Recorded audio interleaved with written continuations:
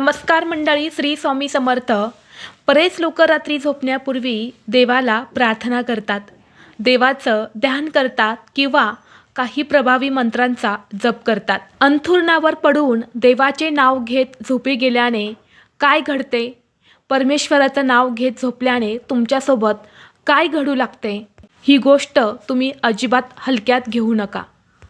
जर तुम्हीही रात्री झोपण्यापूर्वी देवाचं नामस्मरण करत असेल किंवा देवाचं नाव घेत असेल तर समजा तुमचं आयुष्य बदललंय। तसेच काही लोकांना झोपण्यापूर्वी देवाच्या नामाचा जप करण्याची खूप इच्छा असते, पण नक्की कोणत्या देवांचे नाव घ्यावे किंवा कोणत्या मंत्राचा जप करावा हे त्यांना समजत नाही।